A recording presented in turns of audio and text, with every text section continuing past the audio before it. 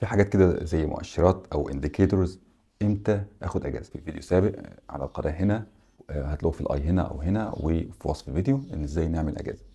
بس احنا ما عرفناش ليه اصلا ناخد اجازه، او امتى اقول ان انا اخد اجازه. ايه المؤشر او الانديكيتور كده اللي يقول لي، يعمل الارم كده يقول لي خد اجازه يا دكتور، بلاش تكمل في الموال ده.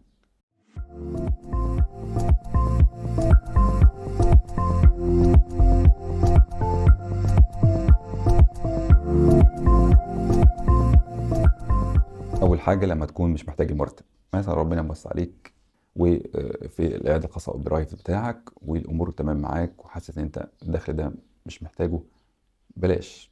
ما تروحش تعافر مع كاتب الوحده ومع الناس وتقعد وتضيع وقتك، وده اللي هيترتب عليه النقطه اللي بعدها لما يكون وقتك غالي. زي مثلا انت عامل كارير شيفت او عيادتك شغاله كويس بالتوفيق، بلاش تضيع وقتك في الوحده او في المستشفى حتى تقاوح مع كاتب مع روتين حكومي انت في غنى عنه. تالت حاجة لما تحس إن الإبداع عندك بيموت. الإنسان أحيان كتير قوي بيحس إن فجأة عمره اتقدم وهو في مكان واحد. محلك سر. أعرف دكاترة بقالهم 15 سنة في وحدة وأكتر 20 سنة قاعد في وحدة. طب بتعمل إيه؟ كده الإبداع عندك بيموت فعلا. أنت بتحس إن أنت سيبك بقى، ما تقارنش نفسك بحد، قارن نفسك بنفسك زمان. مش بقول أنت قارن نفسك بزميلك اللي في الجامعة أو زميلك اللي وصل او عدى او وصل حته فلانيه او وصل مكانه او بدي كورسات او كده وانت قاعد. انا بكلمك قارن دكتور محمد بدكتور محمد زمان، قارن نفسك بنفسك زمان. هو قعده الوحده ديت منطقه راحه حلوه؟ اكيد لا طبعا.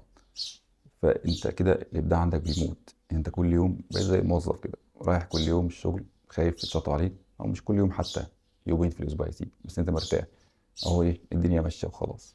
ما تسيبش نفسك توصل للمرحله دي. لو انت لسه صغير ابدا بدري، الحق نفسك. مش محتاج الموضوع ده. ممكن طبعا، مش بقول الناس تاخد اجازات كلها، بس انت على الاقل خليك في الشغل، في شغل الصحه.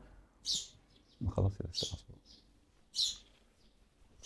لما تحس ان انت بتروح الوحده علشان بس خايف حد يشطب عليك، لما تحس ان انت بتروح الوحده بتشاكل مع الناس، حاسس ان انت ما بتقدمش اي حاجه، دي النقطه اللي بعدها بقى. لما انت وصلت لنقطه ان انت مش بتفيد حد وحاسس بشبهه في المرتب بتاعك.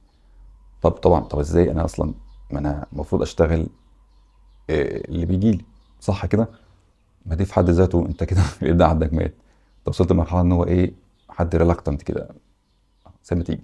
جالي مريض اشتغلت، او ممكن اقول له بالسلامه، خد العلاج اللي موجود اللي الحكومه كاتبه لك وخلاص. لو انت وصلت للنقطه ديت انصحك خد اجازه. حرام، حرام عليك نفسك. سيبك من حرام فلوس وحرام اي حاجه خالص، حرام عليك نفسك ما توصلش للنقطه دي. انت قاعد بس كده ايه، بتعمل اي حاجه، قاعد تسلي وقتك، او مش قاعد اصلا، او تلاقي نفسك انت ما عندكش استعداد انك تروح اليوم اللي جاي، او انك تروح لوحدك، او تتمنى الاجازه تيجي، مع انك اصلا مش تعبان في الشغل بس تعبان نفسيا. عارف لو تعبان جسديا مستشفى مثلا على ريت شغاله، اكيد هتبقى احسن لك كتير من انت تكون تعبان نفسيا وقاعد في وحده وراكن ومستني المريض يجي عشان تقول له على فكره ما فيش بنج وتضحك كده. ده مش وضع سليم. انا بقول لك ده لصالحك انت، ليك انت. بص لمستقبلك قدام، ما تبصش دلوقتي للحظه الحاليه اللي انت فيها. بص قدام كده بقى ل 10 سنين، 15 سنه، انت محلك سر. كل فتره يحصل ازمه تقول للعيان على فكره مفيش جواندي، على فكره مفيش ماسك، على فكره مفيش بنج، على فكره. طب انت جاي تعمل ايه؟ طب انت قاعد هنا ليه؟ على فكره مفيش دكتور سنان. على فكره انت لو التعب النفسي لو انت مش حاسس بيه يبقى في مشكله عندك. على فكرة أنا بقول لك خد أجازة علشانك أنت. النصائح اللي ذكرتها في الفيديو ده أو المؤشرات الإنديكيتور ده، مش بقول لكم يا جماعة أو يا دكاترة، مش بقول لكم يا دكاترة خدوا أجازات. لا، دي مش دعوة إن الناس تاخد أجازة من الصحة. أمال الناس تتعالج فين؟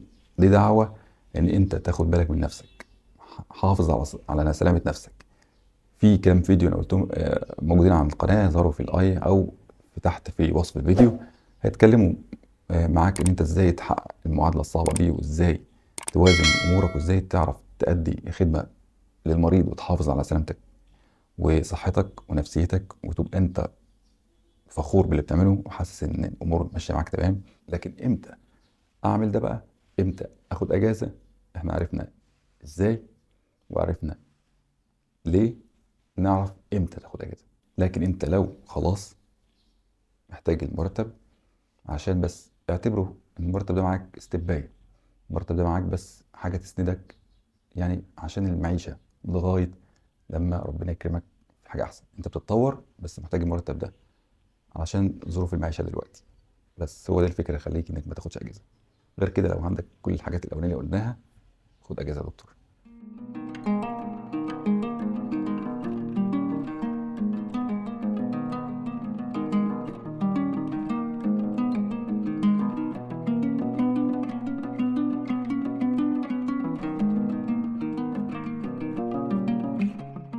لو في عند حضرتك تعليق أو أي حاجة اكتبها لي في الكومنتات تحت. شكرا للمتابعة، السلام عليكم.